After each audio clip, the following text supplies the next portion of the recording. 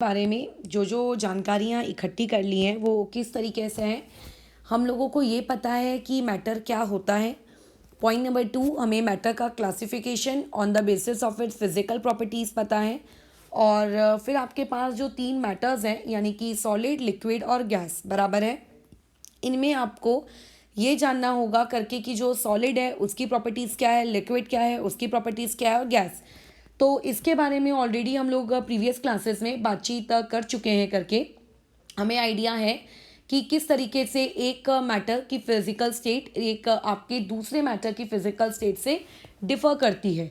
ठीक है, अब यहाँ पे जो हम लोगों को टॉपिक सीखना है वो एक्चुअली ये सीखना है कि क्या हम लोग मैटर को अपनी एक फिजिकल स्टेट से क्या उसको दूसरी फिजिकल स्टेट में कन्वर्ट कर सकते हैं क्या। ठीक है, क्या इसका inter conversion of physical state of matter, क्या ये वाली चीज़ पॉसिबल है।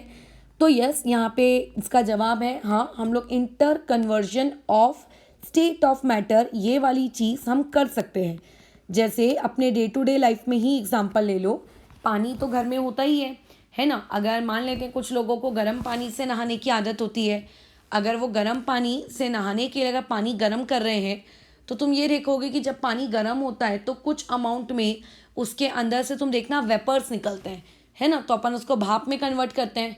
अगर तुम उसका गैस ऑफ करना भूल गए तो पानी पूरा पूरा वेपराइज होता जाएगा होता जाएगा होता जाएगा और फाइनली क्या हो जाएगा, उड़ जाएगा पूरा ऊपर। तो ये देखो, पहले पानी आपका लिक्विड स्टेट में था, लिक्विड स्टेट से तुम लोगों ने उस पानी को किस में कन्वर्ट कर दिया, हीट किया, तो पानी कन्वर्ट हो गया आपके वेपर्स के फॉर्म में बराबर। अब तुमने बाद में तुम्हें याद आया करके कि अब मैं गैस ऑफ कर देता हूँ, तो तुमने क्या किया, गैस ऑफ कर दिया। गैस ऑफ कर दिया का मतलब पहले जब तुम उसको हीट दे रहे थे अब तुमने हीट देना बंद कर दिया। ठीक है, जो तुम्हारी हीट की सप्लाई थी वो हीट की सप्लाई क्या कर दी गई, रोक दी गई। तो ऐसे केस में फिर कुछ देर बाद जब तुम ढक्कन उठाकर देखोगे जिस प्लेट से आपने उसे कवर किया है, तो तुम ये देखोगे प्लेट के नीचे में छोटे छोटे छोटे छोटे यहाँ पे वाटर ड्रॉपलेट्स तुम्हें दिखेंगे। तो इसका मतलब हीट वापस सप्लाई रोक देने से ये वाली चीज़ वापस से किस में कन्वर्ट हो गई, वाटर में कन्वर्ट हो गई, है ना। लेकिन ये जो वाटर था आपके लिक्विड स्टेट का, इस लिक्विड स्टेट के वाटर को अगर मैं मान लेते हैं अभी हीट इसके अंदर जितनी भी हीट है, ठीक है, हर चीज़ के अंदर देखो एक सर्टेन अमाउंट ऑफ हीट होती है। ऐसा कभी नहीं होता कि किसी बॉडी के अंदर में हीट ना हो, हर चीज़ के अंदर थोड़ी बहुत हीट होती ही है। तो ऐसे केस में अगर मैं तुमसे ये कहूँगी करके कि इस वाटर के अंदर अभी जितनी भी हीट है सारी की सारी इस वाटर की हीट निकाल लो तुम, तो तुम क्या करोगे, मैं फिर से कह रही हूँ कि इसके अंदर से आप क्या करो, हीट रिमूव करो। तो तुम ये पाओगे कि हीट रिमूव करने से ये वाली चीज़ कन्वर्ट हो गई आपके एक आइस क्यूब में। ठीक है, आइस में, आइस यानी कि कौन सी वाली physical state, solid physical state. तो तुम ये देखो वाटर को हमने सॉलिड में भी कन्वर्ट कर लिया। ठीक है, H2O को हमने सॉलिड में कन्वर्ट किया, H2O को हम लोगों ने वाटर का नाम देकर उसे लिक्विड में कन्वर्ट किया, फिर उसको हीट दी तो वो वेपर्स में कन्वर्ट हो गया यानी कि गैस फेस। फिर उसके अंदर से हमने हीट निकाली तो वापस से वो लिक्विड में कन्वर्ट हो गया। तो इस तरीके से क्या होता है, आप एक फिजिकल स्टेट को दूसरी फिजिकल स्टेट में कन्वर्ट कर सकते हो, राइट। आप क्या कर सकते हो, उसको सॉलिड, लिक्विड, गैस, फिर गैस से वापस लिक्विड, लिक्विड से वापस सॉलिड, इस तरीके से आप उस पर्टिकुलर मैटर को घुमा सकते हो करके कि तुम इस फिजिकल स्टेट में जाओ, तुम इस फिजिकल स्टेट में रहो। तो इससे ये बात हम लोगों के दिमाग में तुरंत समझ में आ गई कि अगर तुम्हें मैटर का फिजिकल स्टेट चेंज करना है, ठीक है, उसकी फिजिकल स्टेट को बदलना है, तो तुम एक्चुअल में कैसे बदल सकते हो, बाय चेंजिंग दी टेम्परेचर। कई बार तुम्हें हो सकता है टेम्परेचर देना पड़े, अगर तुम्हें उस चीज़ को वेपर में कन्वर्ट करना है तो तुम्हें क्या करना होगा, टेम्परेचर देना पड़ेगा, राइट। लेकिन कई बार ऐसा भी हो सकता है कि तुम्हें जितना उसके अंदर हीट है उस हीट को तुम्हें निकालना पड़े, ठीक है, तुम्हें उस चीज़ को ठंडा करना पड़े। तो चेंजिंग द टेम्परेचर का मतलब सिर्फ ये नहीं होता कि चीज़ों को गर्म करो, उसका मतलब ये भी होता है कि आप चीज़ों को क्या कर रहे हो, बोलो ठंडा कर रहे हो। तो पहला हमें ये बात समझ में आ गया कि टेम्परेचर के चेंज करने से मैटर की फिजिकल स्टेट चेंज हो जाती है, जो कि हम बचपन से देखते आ रहे हैं। बट इस चैप्टर में हमने क्या सीखना है, ये चीज़ सीखनी है क्या? नहीं, हमें ये चीज़ ना सीखनी है, हमें ये सीखना है कि आखिर टेम्परेचर में चेंज करने से ऐसा क्यों हुआ। ठीक है, आखिर क्या ऐसा होता है टेम्परेचर के वजह से। अब टेम्परेचर का मतलब हीटिंग भी हो सकता है, टेम्परेचर का मतलब कूलिंग भी हो सकता है, बट एक्चुअली वहाँ क्या हुआ, हमें उस पर बातचीत करनी है कि उस दौरान ऐसा टेम्परेचर ने क्या किया कि फिजिकल स्टेट चेंज हो गया।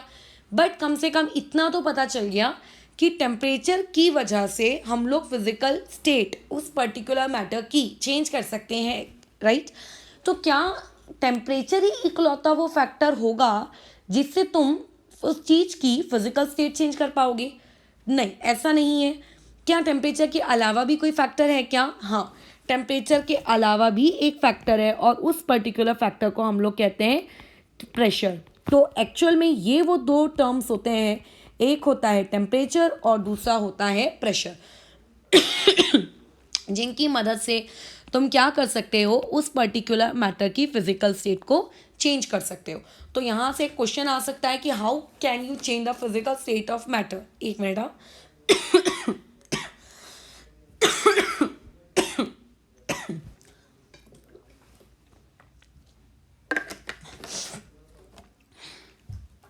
ठीक है, तो इस तरीके से तुम उस चीज़ की फिजिकल स्टेट चेंज कर सकते हो। पहला एक टेम्परेचर की मदद से और दूसरा प्रेशर की मदद से। प्रेशर की मदद से कैसे करते हैं इस पे हम लोग कल बातचीत करेंगे। आज का हमारा टॉपिक है चेंजिंग द टेम्परेचर, और उसमें भी टेम्परेचर आज मैं तुम्हें पूरा नहीं पढ़ाने वाली हूँ। इसमें तुम्हें याद होगा मैंने डिफ्यूजन का कैसे एक अलग से वीडियो बनाया था, वैसे ही इस टेम्परेचर वाले इसमें भी दो टर्म्स है, एक है लैटेंट हीट ऑफ फ्यूजन और दूसरा है लैटेंट हीट ऑफ वेपराइजेशन। इन दोनों को हम कल कवर करेंगे अलग से टॉपिक। पहले चेंज इन टेम्परेचर पढ़ लेंगे, फिर चेंज इन प्रेशर पढ़ लेंगे, और उसके बाद फिर हम लैटेंट हीट ऑफ फ्यूजन और लैटेंट हीट ऑफ वेपराइजेशन को अलग से पढ़ेंगे। अभी पढ़कर उसमें खिचड़ी नहीं मचाएंगे, राइट।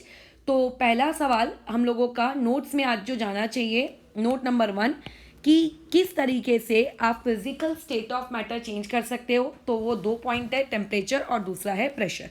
उसके बाद यहाँ से मैं नेक्स्ट क्वेश्चन तुम्हारे दिमाग में ये आना चाहिए कि आखिर टेम्परेचर की वजह से ऐसा क्या हुआ, राइट। वाई हमारा क्वेश्चन होना चाहिए, वाई। तो अब हम इसी वाई में घुसते हैं। देखो, तुम्हें ये बात तो पता है कि जो मैं तुम्हें ये नीचे फोटोज़ दे रही हूँ, ये फोटोज़ एक दूसरे से देखो अलग है, ठीक है। इसको देखकर तुम क्या पता लगा सकते हो कि ये सॉलिड का है। वीडियो नंबर 2 में मैंने दिखाया था, बट ऑब्वियसली ये वाला नहीं था, उसमें दूसरा था। तो सॉलिड है, और ये वाला जो है अरेंजमेंट, ये बहुत दूर दूर तो नहीं है, बट सॉलिड से थोड़ा लूज हो चुका है, यानी कि ये लिक्विड का एटॉमिक या फिर मॉलिक्यूलर अरेंजमेंट है जब हम इसे माइक्रोस्कोपिक लेवल पर देखते हैं। तो पहले हमको ये बात अच्छे से पता है करके कि सॉलिड और लिक्विड और गैस, इन तीनों का जो एटॉमिक अरेंजमेंट होता है, ठीक है, अगर वो एलिमेंट है तो एटॉमिक, अगर मॉलिक्यूल है तो मॉलिक्यूलर। तो ऐसे केस में उनका जो एटॉमिक अरेंजमेंट होता है वो एक दूसरे से अलग होता है। सॉलिड में जो पार्टिकल्स होते हैं वो एक दूसरे के बहुत ही क्लोज होते हैं, जिसकी वजह से फोर्स ऑफ अट्रैक्शन भी ज़्यादा होता है। लिक्विड्स के केस में वो थोड़ा फोर्स ऑफ अट्रैक्शन लूज हो जाता है, और ऐसे केस में वहाँ पर तुम ये पाओगे करके कि वो चीज़ दूर दूर हो जाती है, और गैस में तो इतना कम फोर्स ऑफ अट्रैक्शन होता है करके, ठीक है, कि वो पार्टिकल्स और भी दूर दूर हो जाते हैं। बराबर, ये बात हम लोगों ने ऑलरेडी वीडियो नंबर 2 में डिस्कस कर ली है, मुझे अभी वापस से इस चीज़ को डिस्कस करने की नीड नहीं है, राइट। तो अब ऐसे में अगर मैं तुमसे ये बोलूँ कि ये बात तो हम जानते हैं, फिर अभी टेम्परेचर ने क्या किया, तो देखो इस चीज़ को इस इलस्ट्रेशन से समझो। ये मैंने तुम्हारे पास एक डायग्राम दिया है। सबसे पहले इस डायग्राम को ध्यान से देखो। अभी तुम अगर इसमें देखोगे तो जब तक अगर ये कैंडल नहीं होती, ठीक है, अगर ये कैंडल नहीं होती तो तुम्हारे जो सारे के सारे पार्टिकल्स है, वो सारे के सारे पार्टिकल एकदम क्या हो जाते, आपके रुके हुए हैं। तो यही सेम सीन होता है सॉलिड में। अगर सॉलिड है तो पार्टिकल आपको पहले क्या दिखेंगे, बहुत ही क्लोज क्लोज दिखेंगे, ठीक है। और अगर लिक्विड है तो थोड़े दूर दिखेंगे, थोड़ा गैस है तो और दूर दिखेंगे। लेकिन जैसे ही आप उस पर्टिकुलर स्टेट ऑफ मैटर को हीट करना शुरू करोगे तो जैसी उसको हीट मिलेगी, ध्यान से ऑब्जर्व करना, पहले पहली वाली जो कॉलम है पहले उसको हीट मिली, तो पहले वो जिस स्पीड से वाइब्रेट कर रहे थे ना, मतलब उनकी वाइब्रेशन की जो स्पीड थी वो अब और बढ़ गई, ठीक है। और अगर फिर उसके बाद वो टकराए और क्या हुए दूसरी वाले कॉलम्स के पार्टिकल्स से, तो उन्होंने फिर दूसरे वाले कॉलम के पार्टिकल्स को भी क्या करना शुरू कर दिया, और जोर जोर से हिलाना शुरू कर दिया, राइट। ये देखो, ऐसे देखो कितने जोर जोर से ये लोग वाइब्रेट करना शुरू कर चाहिए, एकदम जोर जोर से हिल रहे हैं, ठीक है। तो यही होता है जब हम किसी भी चीज को टेम्परेचर यानी कि हीट प्रोवाइड करते हैं, ठीक है। तो हीट प्रोवाइड करने का मतलब होता है कि अगर उस पर्टिकुलर स्टेट ऑफ मैटर में वो उसके पास जो पार्टिकल्स हैं, उन पार्टिकल्स के बीच में जो फोर्स ऑफ अट्रैक्शन था, अगर वो सॉलिड था तो वो लोग इस तरीके से धीरे धीरे, देखो ये फर्स्ट वाली इमेज में धीरे धीरे वाइब्रेट कर रहे थे, लेकिन जैसे ही तुमने उनको क्या करना शुरू किया, हीट करना शुरू किया, वो अपनी ही पोजीशन पे खड़े रहेंगे बट बहुत जोर जोर से वाइब्रेट करना शुरू कर देंगे। यानी कि वहां पे पार्टिकल्स पहले जितने डिस्टर्ब थे अब उससे ज़्यादा डिस्टर्ब हो जाएंगे। अगर लिक्विड है तो लिक्विड में तो देखो वैसे भी हिलते डुलते रहते हैं, लेकिन हीट देने से वो और ज़्यादा हिलेंगे डुलेंगे। गैस में तो एकदम ही वो लोग आज़ाद पंछी के समान उड़ते हैं, राइट। तो जब तुम हीट दोगे तो वो और ज़्यादा होंगे। यानी कि इससे एक बात समझ में आती है कि whenever we provide heat, ठीक है, जब भी हम हीट प्रोवाइड करते हैं किसी भी मैटर को, मैं कह रही हूँ किसी भी मैटर को, ज़रूरी नहीं है सॉलिड को, ज़रूरी नहीं है लिक्विड को, ज़रूरी नहीं है गैस को, किसी भी मैटर को आप हीट प्रोवाइड करो तो उसके जो पार्टिकल्स होते हैं, उन पार्टिकल्स का जो वाइब्रेशन होता है या फिर उन पार्टिकल्स का जो मोशन हो जाता है, वो मोशन और भी ज़्यादा बिना हीट में जितना होना चाहिए उससे ज़्यादा रैपिड हो जाता है करके, ठीक है, उससे ज़्यादा रैपिड हो जाता है, वो और ज़ोर ज़ोर से वाइब्रेट होना शुरू हो जाते हैं। ये हम लोगों को समझना है। अब ये एक ऐसा क्या एक साथ में देखो सारे पार्टिकल्स वाइब्रेट होना शुरू होते हैं क्या? नहीं। देखो अभी पूरी तुम्हें ना ब्लू कलर की लाइन दिखेगी, अभी इमेज को चेक करो कि आपको ये पूरा ब्लू ब्लू दिख रहा है, ठीक है। अब देखो पहले कॉलम 1 फिर कॉलम 2, धीरे धीरे ब्लू गायब होता जा रहा है और फिर धीरे धीरे आपका पूरा रेड में आ गया वाला चीज, राइट। यानी कि एक बार में सारे पार्टिकल्स वाइब्रेट नहीं होते कि तुमने गैस ऑन किया, क्या तुम्हारे गैस ऑन करते बराबर ही वेपर्स क्रिएट हो जाते हैं क्या? 5-1 मिनट या कुछ टाइम तो लगता होगा ना तुमको। तो ऐसे में जब तुम हीट देते हो तो हीट से जो पार्टिकल उस हीट के सबसे क्लोज है, ठीक है, जो पार्टिकल उस हीट के सबसे क्लोज होता है सबसे पहले वो वाइब्रेट होता है जोर जोर से। अगर मान लेते हैं कि तुम्हारी बेंच पे जो एक पार्टनर तुम्हारा बैठा है वो जोर जोर से वाइब्रेट होना शुरू हो जाएगा, तो क्या क्या हो जाएगा कि वो तुम्हें धक्का लगेगा, ठीक है, और फिर तुमसे जो जुड़ा होगा उसको धक्का लगेगा।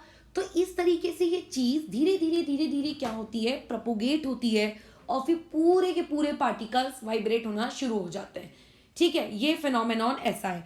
तो अगर मैं इस फिनोमेनॉन के बारे में बातचीत करूं कि ये चीज़ कैसी है, तो सबसे पहले हम लोगों ने क्या किया, हीट प्रोवाइड की। हीट प्रोवाइड कैसे करते हैं, कैंडल जला दो, चूल्हा जला दो, बर्नर लगा दो, माइक्रोवेव में रख दो, ठीक है, कहीं भी अगर आप हीट प्रोवाइड कर रहे हो तो जो आपके पार्टिकल्स आपकी फ्लेम के सबसे नियरेस्ट होंगे वो वाइब्रेट करेंगे। इस तरीके से वाइब्रेशंस और तेजी से होने लगेंगी हीट मिलने की वजह से, क्योंकि उनके पास एनर्जी आ जाएगी। अगर तुम्हें खाना ना दिया जाए, ठीक है, तुम भूखे हो तो तुम एक कोने में सोफे पे पलंग पे पड़े हुए रहोगे, बट अगर वहीं तुम्हारी पसंद का अच्छा अच्छा खाना तुम्हारे मुंह में रख दिया जाए तो क्या होने लगेगा, तुम जोर जोर से क्या होने लगोगे, उछल कूद मचाने लगोगे। तो वैसे ही जब आप उनको एनर्जी देते हो, हीट देने का मतलब होता है एनर्जी प्रोवाइड करना, तो जब हम उन्हें एनर्जी प्रोवाइड करते हैं तो वो भी हमारे जैसे क्या होने लगते हैं, वाइब्रेट होना शुरू हो जाता है, ठीक है। इनका जो मोशन है वो मोशन कंपेयरली बहुत ज़्यादा क्या हो जाता है, इंक्रीज हो जाता है, चाहे वो सॉलिड हो या चाहे वो लिक्विड हो। लेकिन अगर तुमने इसका रिवर्स किया, ठीक है, मान लेते हैं तुम्हारे को आज खाना नहीं मिला और इसीलिए तुम, या खाना आज तुम्हें नहीं मिलने वाला है, तो तुम्हारी बॉडी में वैसी भी एनर्जी कम है, तुम एक सोफे पे बैठे हुए हो करके कि देखो यार आज खाना नहीं मिलेगा तो मुझे ना अपनी बॉडी की जो एनर्जी है वो बचा के रखनी चाहिए, तो तुम लेटे हुए हो। बट मान लेते हैं अचानक से कोई मुसीबत आ गई और तुम्हें दौड़ कर जाना पड़ा, तो पहले से ही एक तो तुम्हारे इसमें हीट कम थी, एनर्जी कम थी, ऊपर से अब जब तुम्हें तुम्हारे को दौड़वाया गया तो तुम्हारी और एनर्जी कम हो गई, क्या तुम अब मस्ती करोगे, बल्कि तुम और बेहोश होकर गिर जाओगे।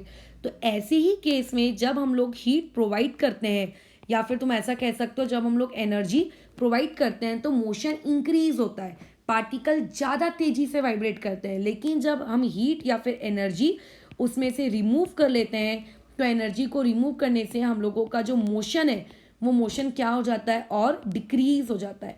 हमारे पार्टिकल्स जिस स्पीड से भी वाइब्रेट कर रहे होंगे ना, और धीरे धीरे वाइब्रेट करने लगेंगे, और स्लोली स्लोली काम करने लगेंगे।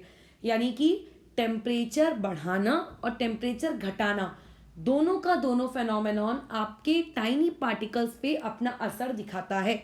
ऐसा नहीं होता कि सिर्फ टेम्परेचर बढ़ाने से काम होता है, टेम्परेचर घटाने से तो कुछ होता ही नहीं है। टेम्परेचर बढ़ाया गया यानी कि हीट दी गई। अगर हीट दिए हो तो मोशन और रैपिड हो जाएगा। लेकिन अगर तुमने हीट निकाल ली, हीट कैसे निकालते हैं, ठंडा करके, ठीक है। और हीट प्रोवाइड कैसे करते हैं, गर्म करके, ठीक है। गर्म किया यानी कि हीट प्रोवाइड की, फ्रीजर में रखा यानी कि ठंडा किया, तो आपने हीट निकाली। हीट रिमूव करने के लिए क्या करना है, उसे कूल करना, ठीक है। और हीट प्रोवाइड करने के लिए उसे हीट करना। तो कूल करने से उसका मोशन और क्या हो जाता है, डिक्रीज हो जाता है। क्या ये बात समझ में आ रही है, ठीक है। क्योंकि देखो यही वो पॉइंट है जिससे तुम्हें आगे का आज का टॉपिक समझ में आएगा, ठीक है। चलो आगे बढ़ते हैं। फिर देखो जो मैं चीज़ बता रही थी ना, वो तुम्हें इस इलस्ट्रेशन से समझेगी। ध्यान से देखो इसको। सबसे पहले यहाँ पर अगर तुम चीज़ों को ऑब्जर्व करो, तो यहाँ पे तुम ये देखोगे कि आपके पास पहले एक सॉलिड स्टेट था।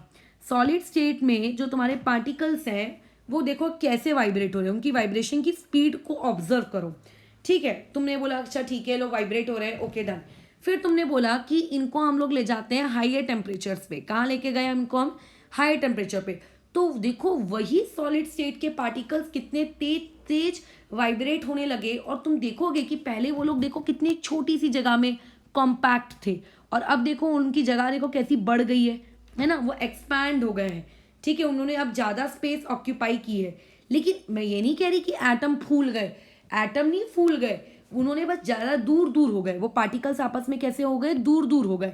तो इससे हमें ये समझ में आता है कि जब हम लोग हीट क्या करते हैं, प्रोवाइड करते हैं हीट, यानी कि जब हम एनर्जी देते हैं, तो एनर्जी देने से जो पार्टिकल्स का मोशन है वो मोशन क्या हो जाता है, इंक्रीज हो जाता है। पार्टिकल्स का मोशन इंक्रीज हो जाता है, और जो पार्टिकल्स हैं वो एक दूसरे से दूर हो जाते हैं, ठीक है। उनके बीच का मोशन भी इंक्रीज हो जाता है, और जो पार्टिकल्स के बीच का डिस्टेंस है, ठीक है, पार्टिकल्स के बीच का डिस्टेंस वो भी क्या हो जाएगा, इंक्रीज हो जाएगा।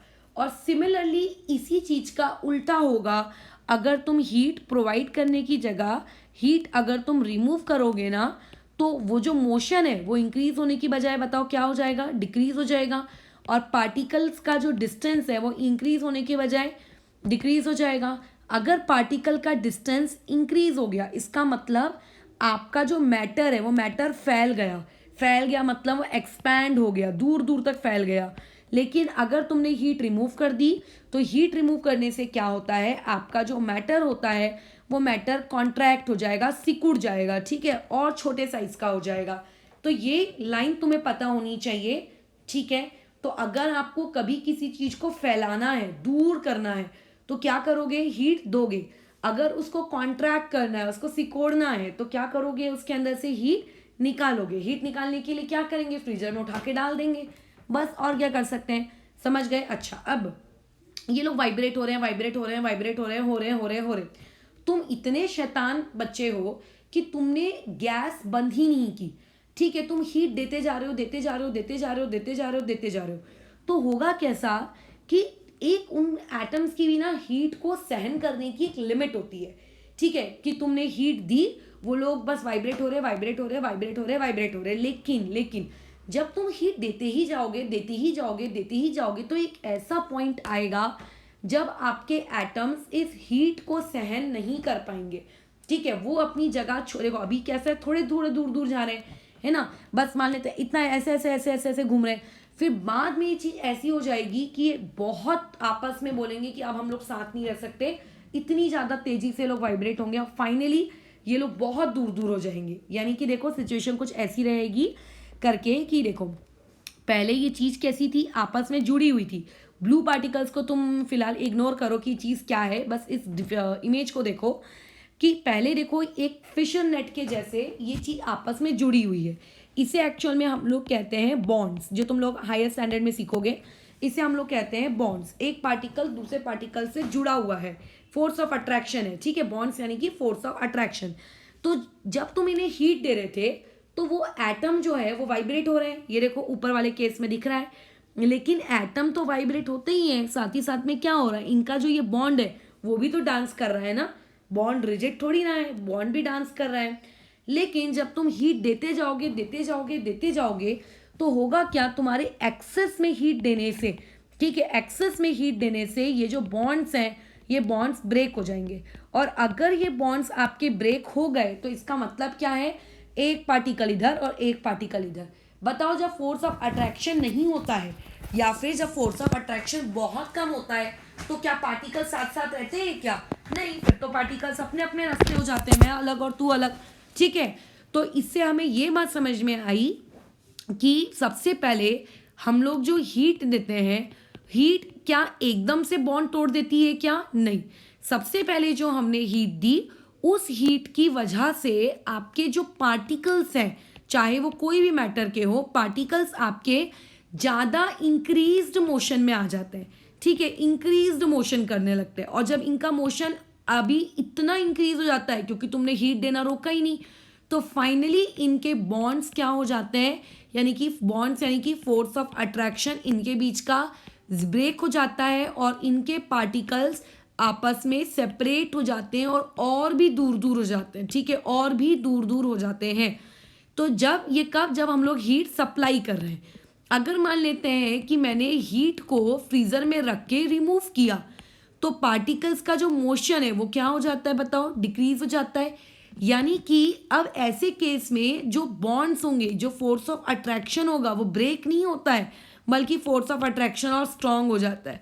तो अगर मान लेते हैं एक चीज़ का दूसरी चीज़ का फोर्स ऑफ अट्रैक्शन स्ट्रांग हो जाएगा तो पार्टिकल्स सेपरेट नहीं होते हैं। ऐसे केस में पार्टिकल्स और भी क्या आ जाते हैं, क्लोज आ जाते हैं करके, ठीक है। कि होप सो तुम्हें ये बात समझ में आई हो कि किस तरीके से टेम्परेचर में वेरिएशन करने से, मतलब हीट में वेरिएशन करने से आप लोगों के जो पार्टिकल्स हैं उनमें क्या असर देखने को मिलता है। अभी इसी लॉजिक का इस्तेमाल करके हम लोग क्या करते हैं, आपकी स्टेट ऑफ मैटर को चेंज करना शुरू करते हैं।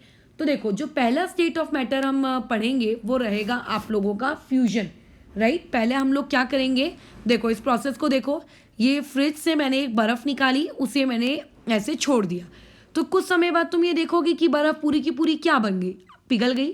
तुम्हारे आइसक्रीम के साथ भी तो यही होता है। तो इस पर्टिकुलर प्रोसेस में हमने ये जाना कि यहाँ पर कन्वर्जन हो रहा है आपकी सॉलिड स्टेट का। बताओ किस में हो रहा है, लिक्विड स्टेट में ये चीज़ कन्वर्ट हो रही है, सॉलिड टू लिक्विड।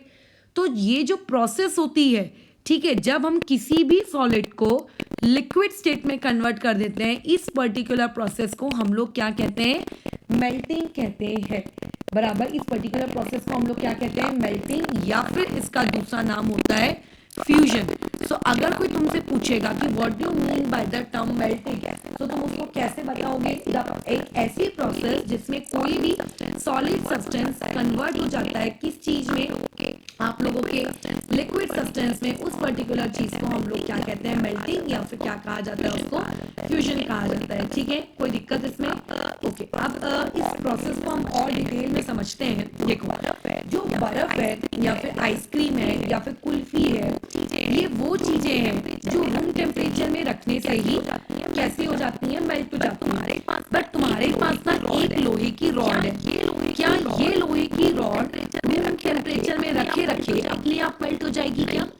नहीं, इसके मेल्ट नहीं होगी। इसको मेल्ट करने के लिए मुझे एक बहुत बड़ी भट्टी में ब्लास्ट करना पड़ेगा, और जब मैं इसमें डालूंगी तब ये जाकर आपको लिक्विड आयरन के फॉर्म में मिलेगी, के फॉर्म, बराबर।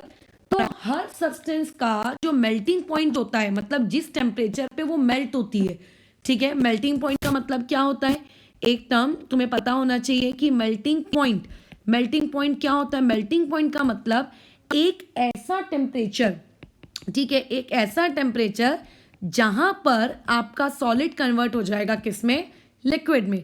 तो ये टेम्परेचर हर सब्सटेंस का अलग अलग है, ठीक है। अब जैसे लोहा है, लोहे को तुम अगर मान लेते हैं अपने गैस के ऊपर रख कर बोलोगे कि मैं इसको हीट देता हूँ, तुम मेल्ट होके दिखाओ, तो लोहा मेल्ट नहीं होगा, लोहे को बहुत ज़्यादा हीट होता मेल्ट होने के लिए।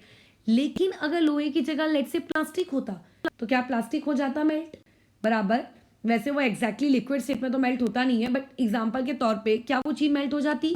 हाँ, वो तो हो जाएगी। लोहा क्यों नहीं हुआ? अच्छा, बर्फ़ को तो तुम्हें गैस में रखने की भी नीड नहीं है, वो तो अपने आप वैसे ही मेल्ट हो जाता है। तो ऐसे केस में हर सब्सटेंस का जो मेल्टिंग पॉइंट होता है, जो उनको टेम्परेचर चाहिए होता है मेल्ट होने के लिए, वो सभी का कैसा रहता है? अलग अलग रहता है। ऐसा नहीं होता क्योंकि हमारी बर्फ़ रूम टेम्परेचर पे मेल्ट हो जा रही है तो इसका मतलब हमारे बाकी चीज़ें भी रूम टेम्परेचर पे मेल्ट हो जाएंगी। तो इसमें सबसे तुम खुद सोचो, पहले चीज़ सॉलिड थी। सॉलिड में जो पार्टिकल्स होते हैं वो बहुत ही क्या रहते हैं? क्लोज क्लोज होते हैं। तुमने उसे कन्वर्ट किया लिक्विड में, लिक्विड में पार्टिकल्स क्या हो गए? दूर दूर हो गए। तो अब खुद अपनी खोपड़ी चलाओ कि पार्टिकल्स को दूर करने के लिए हम लोग उसको हीट देंगे कि उसके अंदर से हीट निकालेंगे। जितना हम लोगों ने अभी प्रीवियस डिस्कशन किया, इसके बेसिस पे ये डिसाइड करके बताओ कि अगर हम लोगों को सॉलिड को लिक्विड में कन्वर्ट करना है, यानी कि पार्टिकल्स को दूर करना है, तो हीट देनी पड़ेगी कि हीट निकालनी पड़ेगी? तो ऐसे केस में हम लोगों को उसके अंदर से क्या करना पड़ेगा? हीट उसको सप्लाई करना पड़ेगा, ठीक है। यानी कि हमें उसे क्या करनी पड़ेगी? हीटिंग हमें उसकी करनी पड़ेगी कि तुम हीट लो, तुम हीट लो। तो जब वो हमसे हीट लेगा, जब उसको इतनी हीट मिल जाएगी, पहले तो क्या होगा? उसके पार्टिकल्स धीरे धीरे धीरे धीरे वाइब्रेट करेंगे, फिर और तेजी से वाइब्रेट करेंगे, फिर और तेजी से वाइब्रेट करेंगे, एंड फाइनली उनके बीच का बॉन्ड टूट जाएगा और आपके पार्टिकल दूर दूर हो जाएंगे और वो किस स्टेट में कन्वर्ट हो जाएंगे? लिक्विड स्टेट में, ठीक है। तो यानी कि जब हम एक सॉलिड को क्या करते हैं? हीट करते हैं। तो जब हमने ये हीट का सिंबल है, हाँ, ये ट्रायंगल हीट का सिंबल होता है। तो जब हम लोग क्या करते हैं? आपके सॉलिड को हीट करते हैं, तो पहले या फिर तुरंत वो लिक्विड में कन्वर्ट नहीं हो जाता। सबसे पहले उसके अंदर के जो पार्टिकल्स हैं वो लोग विगरसली क्या करना शुरू कर देते हैं? वो लोग वाइब्रेट करना शुरू कर देते हैं, ठीक है, बहुत ही विगरसली। फिर तुम लोग रुके नहीं, फिर तुमने उसको और हीट दी, तो ऐसे केस में वो और तेजी से वाइब्रेट करते हैं, ठीक है, मोर विगरसली। एंड जब वो इतनी तेजी से वाइब्रेट कर रहे होते हैं, तो ऐसे में होता क्या है कि उन लोगों के पास अब इतनी एनर्जी आ जाती है कि वो लोग क्या करते हैं? अपने सारे के सारे बॉन्ड्स को क्या कर देते हैं? ब्रेक कर देते हैं। और जैसे ही बॉन्ड्स ब्रेक हो जाते हैं, पार्टिकल्स अब क्या हो जाते हैं? सॉलिड से किस फॉर्म में कन्वर्ट हो जाते हैं? लिक्विड फॉर्म में कन्वर्ट हो जाते हैं, ठीक है। तो ये जो प्रोसेस होती है मेल्टिंग, या फिर जो ये प्रोसेस होती है फ्यूजन, इसके बारे में हमें क्या क्या पॉइंट्स पता होने चाहिए, उस पर एक बार बातचीत कर लेते हैं। तो अगर इसमें जो पहला पॉइंट तुम्हें याद रखना है वो ये होना चाहिए कि सॉलिड को लिक्विड में कन्वर्ट करने वाली प्रोसेस ही एक्चुअल में क्या कहलाती है? आपकी मेल्टिंग, या फिर वो कहलाती है फ्यूजन, ठीक है। और जिस टेम्परेचर पे ये प्रोसेस होती है, ठीक है, इस प्रोसेस को करने के लिए मुझे एक टेम्परेचर चाहिए होगा, तो वो टेम्परेचर एक्चुअल में कहलाता है तुम लोगों का मेल्टिंग पॉइंट। पॉइंट नंबर 3, अलग अलग सब्सटेंसेस का, अलग अलग सॉलिड्स का जो मेल्टिंग पॉइंट होगा वो सभी का कैसा होगा? अलग अलग होगा, ठीक है। तो different solids have a different melting point, ठीक है। ये वाला पॉइंट तुम्हें पता होना चाहिए। किसी भी सब्सटेंस का ऐसा नहीं है कि बर्फ़ क्योंकि रूम टेम्परेचर पे मेल्ट हो रही है तो बाकियों को भी रूम टेम्परेचर पे होना चाहिए, ठीक है। जैसे जो तुम्हारा आयरन है, आयरन को अगर तुम्हें मेल्ट करना है लोहे को, तो 1535 डिग्री सेल्सियस तुम्हें चाहिए होगा। इमेजिन करो, जब अपने सिटी का टेम्परेचर 48-49 पहुंच जाता है तो हमारी क्या हालत होती है। तो ऐसे केस में अगर वो 1535 डिग्री सेल्सियस है तो सोचो कितना ज़्यादा होगा। इवन जो तुम्हारा आइस होता है, अगर मैं पूछूंगी आइस का मेल्टिंग पॉइंट बताओ कितना है, तो आइस का मेल्टिंग पॉइंट क्या है? आइस का मेल्टिंग पॉइंट तो बहुत ही कम है, यानी कि 0 डिग्री सेल्सियस। देखो तो डिफरेंस दिख रहा है कि अलग अलग का अलग अलग होता है, ठीक है, समझ रहे हो। तो अगर किसी चीज़ का मेल्टिंग पॉइंट बहुत ज़्यादा है, जैसे इसका मेल्टिंग पॉइंट बहुत ज़्यादा है एज कंपेयर टू आइस, तो इसका मतलब ये होता है कि यहाँ पे जो फोर्स ऑफ अट्रैक्शन होता है किसके बीच में, बिटवीन पार्टिकल्स, वो force of attraction between particles भी कैसा है, बहुत ही स्ट्रॉन्ग है। ठीक है, force of attraction between particles कैसा है, बहुत ही स्ट्रॉन्ग। तो कल को अगर मैं तुम्हें ऐसे 3 केसेस दे दूँ x, y, z, और मैं कहूँ x का मेल्टिंग पॉइंट है 30 डिग्री सेल्सियस, z का है 1300 डिग्री सेल्सियस और y का है 3592 डिग्री सेल्सियस, और बताओ कि सबसे ज़्यादा स्ट्रॉन्ग फोर्स ऑफ अट्रैक्शन किस में होगा। तो जिसका मेल्टिंग पॉइंट जितना ज़्यादा होगा उसमें ऑब्वियस है कि उसके पार्टिकल्स उतने ज़्यादा क्लोज होंगे। तो जो चीज़ ज़्यादा एक दूसरे के क्लोज है उसको तोड़ने में आपको ज़्यादा टाइम लगेगा ना, ज़्यादा हीट लगेगी। तो जितना ज़्यादा मेल्टिंग पॉइंट होता है उतना ज़्यादा फोर्स ऑफ अट्रैक्शन होता है। यानी कि पॉइंट नंबर 5 में आप ये चीज़ इंक्लूड कर सकते हो कि मेल्टिंग पॉइंट डायरेक्टली प्रोपोर्शनल होता है फोर्स ऑफ अट्रैक्शन के। जितना ज़्यादा मेल्टिंग पॉइंट उतना ज़्यादा फोर्स ऑफ अट्रैक्शन, लॉजिकली सोचना, ठीक है, रट्टा नहीं मारना। और जितना ज़्यादा फोर्स ऑफ अट्रैक्शन होता है यानी कि पार्टिकल्स उतने ही एक दूसरे के क्या होते हैं, क्लोज होते हैं। ठीक है, तो ये थी हम लोगों का पहला प्रोसेस, सॉलिड से लिक्विड में जाना, दैट इज मेल्टिंग, या फिर दूसरी भाषा में इसे कह सकते हैं हम लोग क्या, आपका फ्यूजन। ठीक है, अच्छा अब इसमें आते हैं। इस इमेज को देख के तुम्हें क्या लग रहा है कि यहाँ पे कंटेनर में हम लोगों ने भर के रखा हुआ है पानी या फिर कोई दूसरा लिक्विड, लेट से कुछ भी हो सकता है, बट मैं ले रही हूँ वाटर। फिर नीचे से आप इसको यहाँ से हीट प्रोवाइड कर रहे हो। तो हीट प्रोवाइड कर रहे हो तो देखो ये ऊपर में कन्वर्ट हो गया किस स्टेट में, वेपर में। तो इससे ये दिख रहा है इस इमेज में कि हम वाटर से किस फिजिकल स्टेट में जा रहे हैं, लिक्विड से कौन सी फिजिकल स्टेट में जा रहे हैं, वेपर। तो जो हमारा नेक्स्ट इंटर कन्वर्जन है वो ये है कि अगर आपके पास कोई लिक्विड स्टेट है और लिक्विड स्टेट से तुम अगर चेंज होकर गैस वाली स्टेट में जा रहे हो तो उस प्रोसेस को क्या कहेंगे। तो सबसे पहले लिक्विड को गैस में कन्वर्ट करना इज नोन एज बॉइलिंग। जैसे सॉलिड को लिक्विड में कन्वर्ट करना इज नोन एज मेल्टिंग, वैसे ही लिक्विड को गैस में कन्वर्ट करना इज नोन एज बॉइलिंग, और इस चीज़ को हम लोग कहते हैं वेपराइजेशन। ठीक है, इस चीज़ को हम लोग क्या कहते हैं, वेपराइजेशन कहते हैं। तो ये हम लोगों के पास ये एक प्रोसेस हो गई known as what, vaporisation.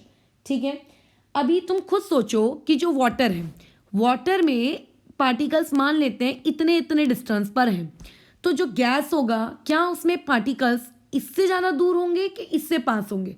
Obvious है कि इससे भी दूर दूर होंगे, ऐसे ऐसे होंगे।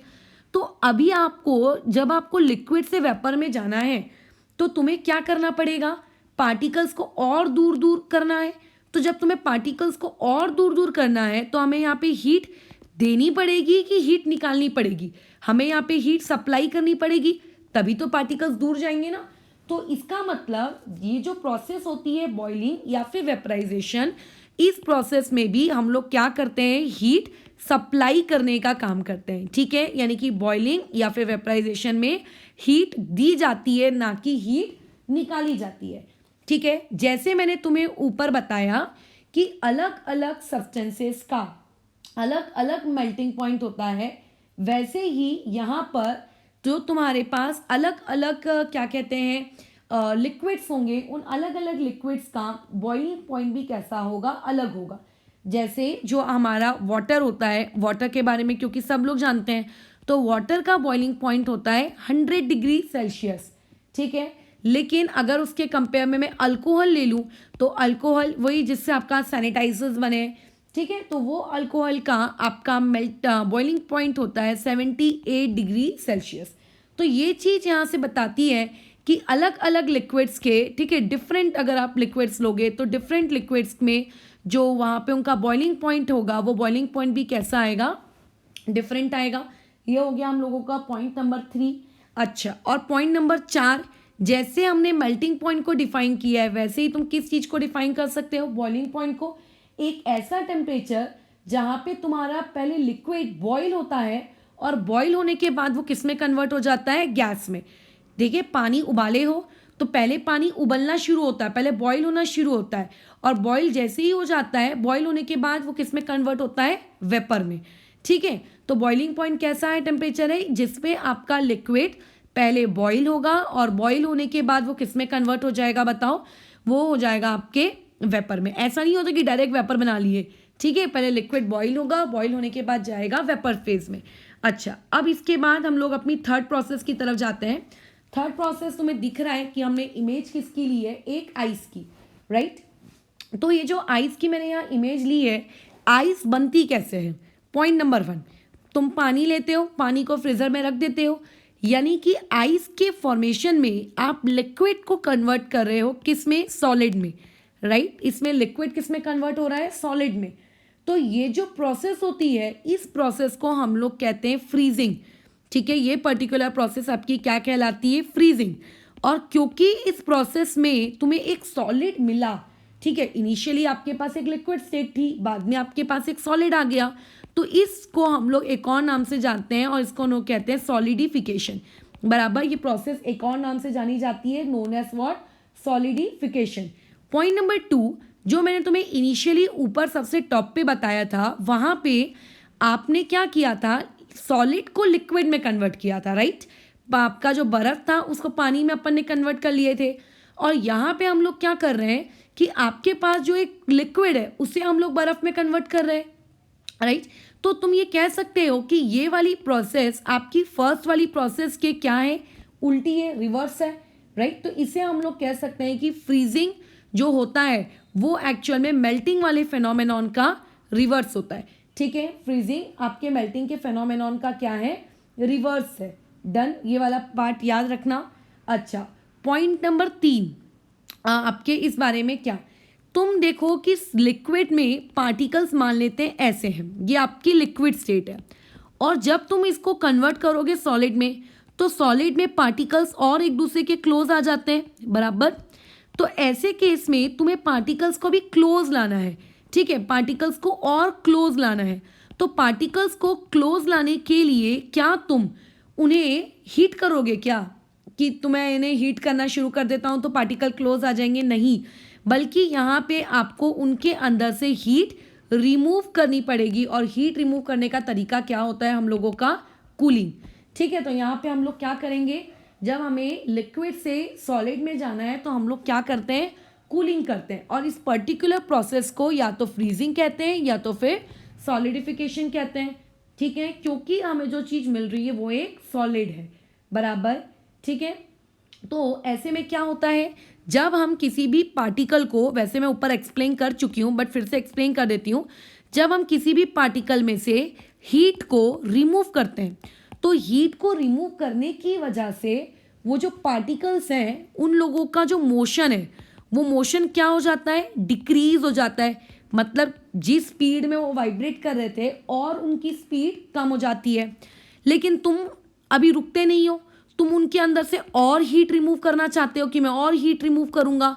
तो जब तुम और हीट रिमूव करते हो तो तुम ये देखते हो कि पार्टिकल्स की जो मोशन है वो ऑलमोस्ट स्टॉप हो गई है। मैं ये नहीं कह रही हूँ कि कंप्लीटली स्टॉप हो गई है, राइट, कंप्लीटली कभी स्टॉप नहीं होती, लेकिन ऑलमोस्ट बहुत बहुत बहुत वो स्टॉप हो गई है, और इसी स्टॉपेज को हम कहते हैं कि वो वाला आपका लिक्विड सब्सटेंस किस में कन्वर्ट हो गया, सॉलिड में, बस।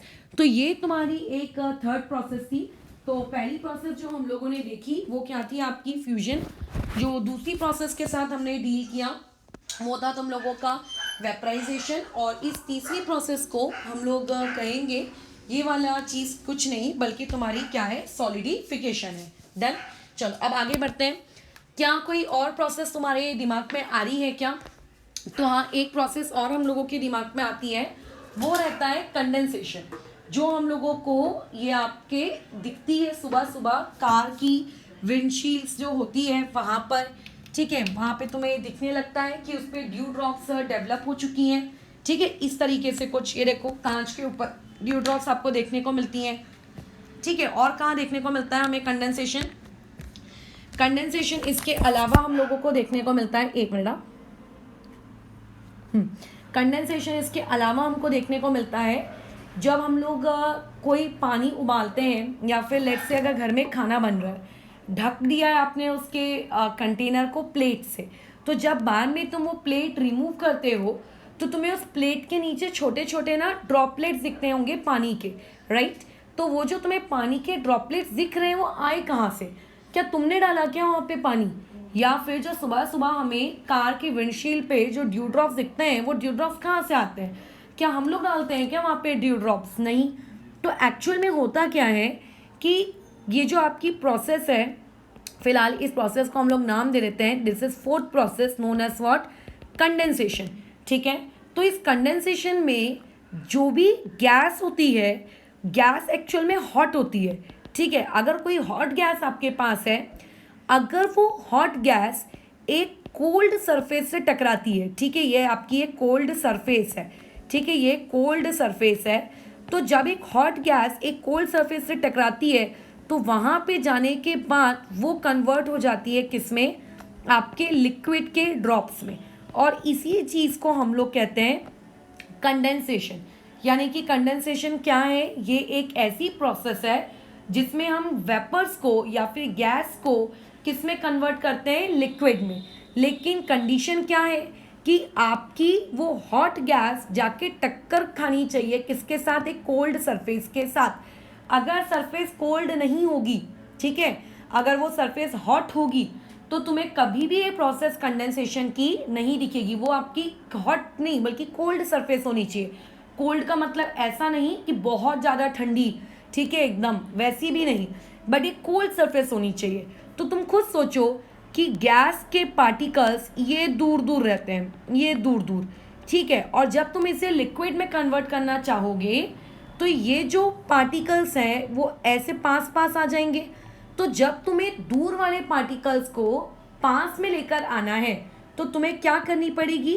उसके अंदर से हीट एनर्जी रिमूव करनी पड़ेगी, राइट। ऊपर हम लोगों ने इस पर डिस्कशन किया है, तभी आगे पढ़ाई स्टार्ट की है। हीट आपको रिमूव करनी पड़ती है और जैसे जैसे तुम हीट रिमूव करते हो धीरे धीरे वो गैस किस में कन्वर्ट होने लगती है? तुम्हारे लिक्विड में, बराबर। तो ये एक प्रोसेस हो गया किसमें? एक गैस को कन्वर्ट करने में, लिक्विड में। लेकिन हमने तो ऊपर भी पढ़ा था एक, देखो ये वेपराइजेशन। वेपराइजेशन में हम लोग क्या करते थे? जो लिक्विड होता था उस लिक्विड को किस में कन्वर्ट कर लेते थे? गैस में। और यहाँ कंडेंसेशन में क्या कर रहे हैं? गैस को किस में कन्वर्ट कर रहे हैं हम लोग? लिक्विड में, बराबर। तो तुम ये कह सकते हो कि कंडेंसेशन एक्चुअल में एक रिवर्स प्रोसेस है। किस चीज़ का रिवर्स प्रोसेस है? ये आपके वेपराइजेशन का। वेपराइजेशन में हम लिक्विड टू गैस जाते हैं और आपके कंडेंसेशन में गैस टू लिक्विड आते हैं। अगेन वही प्रवचन, अलग अलग चीज़ों का जो कंडेंसेशन पॉइंट है वो सबका अलग अलग होगा, राइट। ठीक है, तो चलो फिर अभी आगे बढ़ते हैं। आगे देखो ये नेक्स्ट प्रोसेस क्या देखने को दिख रहा है तुम्हें? कुछ गैस गैस सा देखने को मिल रहा है, राइट। तो ये जो नेक्स्ट प्रोसेस है ये एक्चुअल में सब्लिमेशन के बारे में देखो हम पढ़ेंगे, ठीक है। टोटल 4 पढ़ लिए, अब हम लोग पढ़ेंगे सब्लिमेशन। अब देखते हैं सब्लिमेशन क्या है। हमारे पास जितने भी सॉलिड सब्सटेंस होते हैं, ठीक है, जनरली ऑलमोस्ट जितने भी हमारे पास सॉलिड होता है, जब सॉलिड को हम हीट करते हैं तो वो हीट करने से सबसे पहले कन्वर्ट होता है लिक्विड में, ठीक है। फिर तुम और हीट करते हो तो वो कन्वर्ट होता है गैस में, यानी कि वेपर में, बराबर। फिर उसके बाद तुम वेपर्स को ठंडा करते हो तो लिक्विड बन जाता है, लिक्विड को ठंडा करते हो तो सॉलिड बन जाता है। यही साइकिल चलती है। लेकिन आपके पास ऐसे कुछ फ्यू सब्सटेंसेस ऐसे होते हैं जिन्हें अगर सॉलिड को हम हीट नहीं भी करें, ठीक है, मैं हीट नहीं करूं, वो अपने आप अपनी हीट एनर्जी ले लेते हैं कहीं ना कहीं से ठीक है। तो हीट करने पर ये लोग फटाक से कन्वर्ट हो जाते हैं वेपर्स में दिख रहा है? फटाक से किस में कन्वर्ट हो जाते हैं? वेपर्स में। और जब आप इन्हें कूल करोगे तो ये फटाक से कन्वर्ट हो जाते हैं सॉलिड में।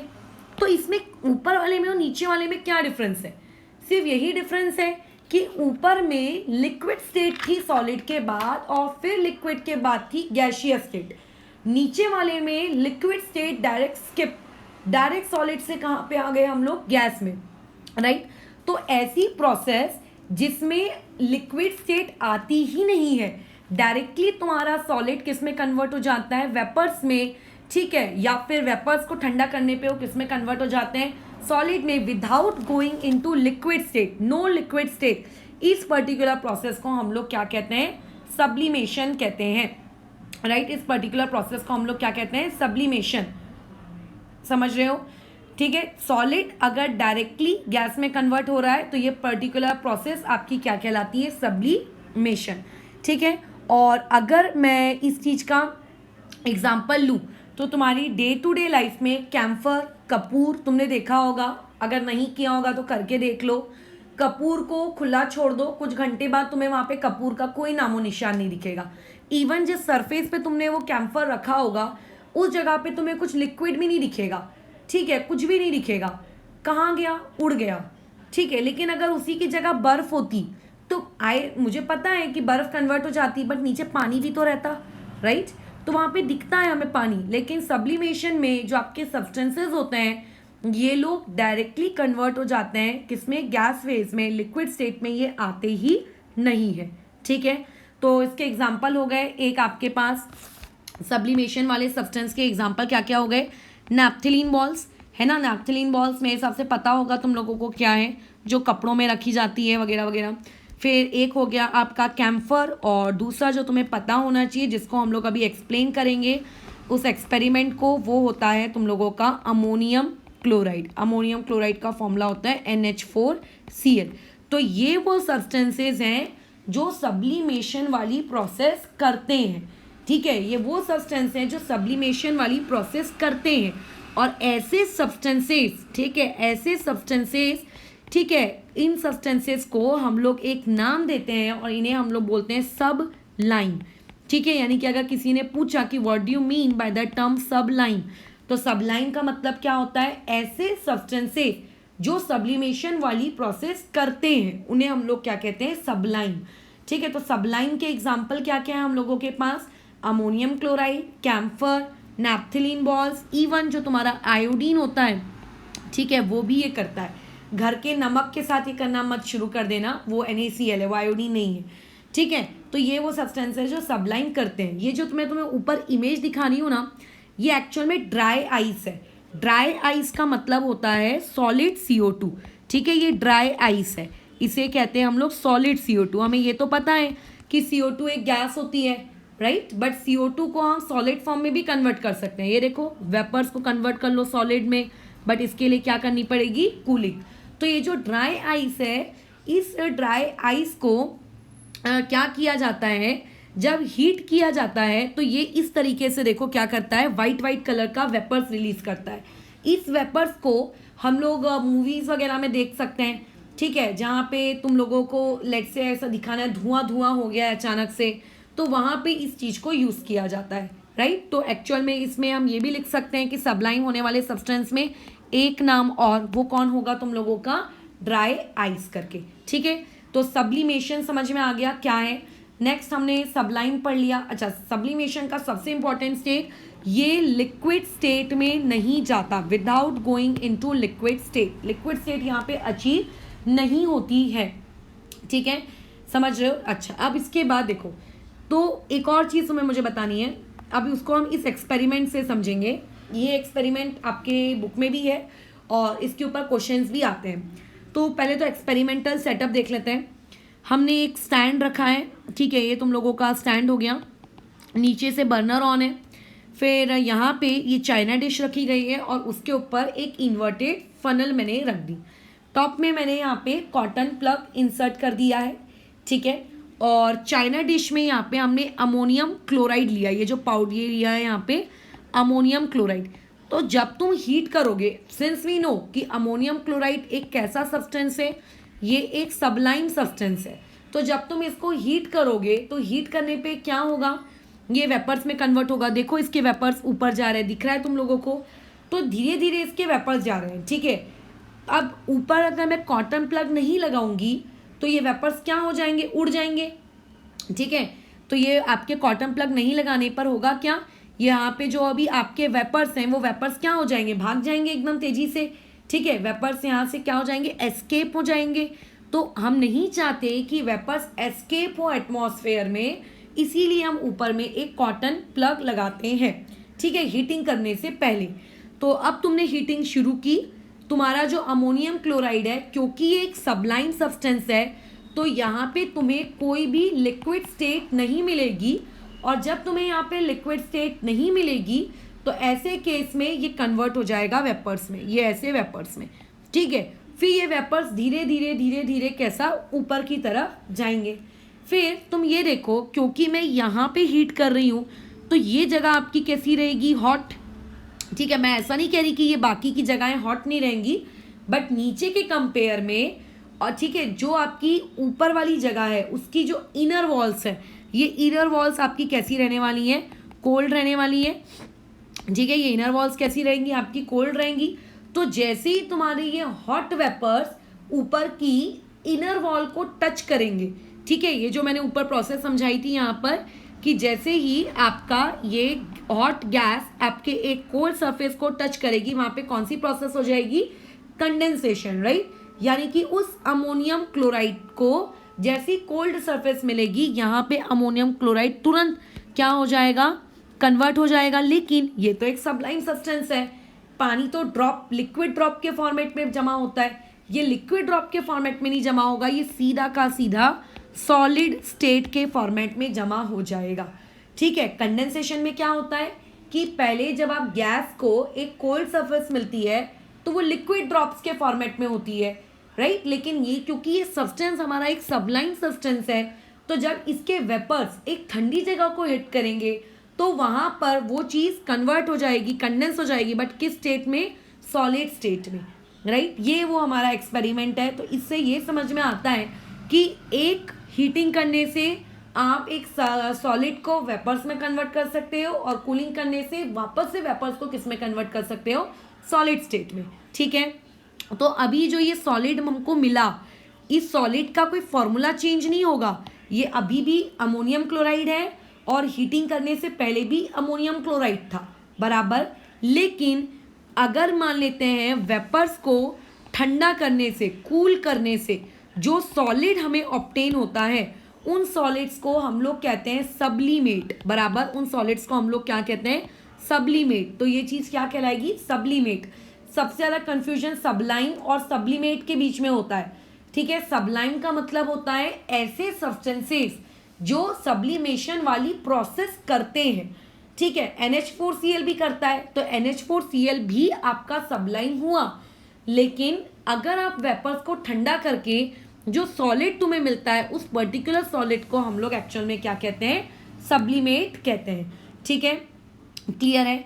तो ये था तुम्हारी पूरी सब्लिमेशन प्रोसेस के बारे में। एंड यहाँ से हम लोगों ने जितनी जितनी प्रोसेस देखी, ये सबकी सब टेम्परेचर की वजह से हुई, ठीक है। इसमें भी एक भी ऐसा फैक्टर नहीं है जिसको मैंने प्रेशर बीच में वर्ड यूज़ किया हो। तो अगर मैं एक बार क्विक रिविजन ले लूँ तो हमने क्या क्या सीखा। सबसे पहले हम लोगों ने सीखा कि स्टेट ऑफ मैटर हमको चेंज करना है। स्टेट ऑफ मैटर चेंज करने के लिए दो तरीके होते हैं, either by changing the temperature और बाय चेंजिंग प्रेशर। आज हम लोग सिर्फ चेंजिंग टेम्परेचर पढ़ रहे हैं और उसमें से भी दो टॉपिक्स अभी स्किप किए हैं, उन्हें अलग से सीखेंगे, latent heat of fusion and latent heat of vaporisation, ठीक है। अच्छा, उसके बाद नेक्स्ट में अगर मैं आ जाऊँ तो नेक्स्ट चीज़ ये है कि किस तरीके से हीटिंग करने से आपके पार्टिकल्स की मूवमेंट में चेंज आता है, ठीक है। और पार्टिकल्स की मूवमेंट में चेंज आने से किस तरीके से वो दूर होते हैं या फिर पास आते हैं कूलिंग करने से, ये वाला पूरा प्रोसेस हम लोगों ने देखा, ठीक है। उसके बाद फिर हम एक एक करके प्रोसेसेस में गए। पहली प्रोसेस हमने पढ़ी मेल्टिंग, उसके बाद नेक्स्ट प्रोसेस हमने पढ़ी बॉइलिंग, फिर तीसरी पढ़ी हमने फ्रीजिंग, और चौथी प्रोसेस हमने पढ़ी कंडेंसेशन। पांचवी हम लोग पढ़ रहे हैं वो कौन सी, आपकी सब्लिमेशन।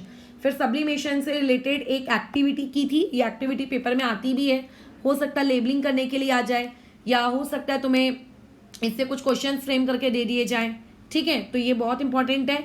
तो अब मैं तुम्हें बस फाइनली एक लास्ट चीज़ बता रही हूँ, उस चीज़ को बस ध्यान रखना है। वो देखो, ये है आपके पास, ये एक मैंने ट्रायंगल दिया है, ठीक है। इस ट्रायंगल को समझो कि क्या है। जब हमारे पास एक सॉलिड था, सॉलिड को तुमने हीट किया, राइट, हीट किया, तो सॉलिड को जब आप हीट करते हो तो हीट करने से सॉलिड कन्वर्ट हो जाता है किस में, देखो, लिक्विड में। और इस प्रोसेस को हम लोग कहते हैं मेल्टिंग। अगर हीट किया तो लिक्विड बना, और अगर इसी लिक्विड को मैं कूल करूँ, ठंडा करूँ, तो वो फिर किस में कन्वर्ट हो जाएगा, सॉलिड में। चीज़ें रिवर्सिबल हैं, और उस प्रोसेस को हम लोग क्या कहेंगे, फ्रीजिंग। अगर सॉलिड को तुम डायरेक्टली हीट करोगे और अगर वो डायरेक्टली हीट करने से डायरेक्टली गैस स्टेट में चला जाए तो उस प्रोसेस को हम लोग क्या कहेंगे, सब्लिमेशन। ठीक है, लेकिन अगर आपके पास एक गैस है और उस गैस को अगर आप कूल करोगे और गैस कूल होने के बाद वापस से सॉलिड में कन्वर्ट हो जाए, जैसा अभी ऊपर वाली एक्टिविटी में हम किए थे, तो इस प्रोसेस सब्लिमेशन का उल्टा है ना, तो इस प्रोसेस को हम लोग कहते हैं डेपोजिशन। तो melting and freezing they are reverse of each other, sublimation and deposition they are reverse of each other. वैसे ही अगर आपके पास एक लिक्विड है, लिक्विड को तुमने अगर हीट किया तो लिक्विड हीट होने के बाद क्या प्रोड्यूस करता है, गैस, राइट। और उस प्रोसेस को हम लोग कहते हैं, इसको काटो यहाँ पे लिखो, वेपराइजेशन। ठीक है, और उसके बाद जब आप उस गैस को कूल करते हो तो वो वाली चीज़ क्या हो जाती है, लिक्विड में कन्वर्ट हो जाती है और वो चीज़ कहलाती है condensation. So vaporisation and condensation are inverse of each other. ठीक है, और freezing and melting are inverse of each other, और उसके अलावा यहाँ पे sublimation and deposition are inverse of each other. ठीक है, तो यहाँ पे वाला पार्ट हम लोग अभी रोकते हैं। कल हम लोग ये पढ़ेंगे कि किस तरीके से प्रेशर की वजह से आप चेंज कर सकते हो स्टेट ऑफ मैटर। वो बहुत छोटा रहेगा पार्ट, और उसके बाद फिर जो मैंने अभी पार्ट तुम्हें एक नहीं सिखाया है, latent heat of fusion and latent heat of vaporisation, ये हम लोग कल सीखेंगे। लेकिन उसके लिए तुम्हारे अभी के यानी कि ये वाले कंसेप्ट अच्छे रहने चाहिए। ठीक है, तो ये वाले चीज़ अच्छे से देख लेना। ठीक है, ओके, तो फिर अभी ओवर करते हैं।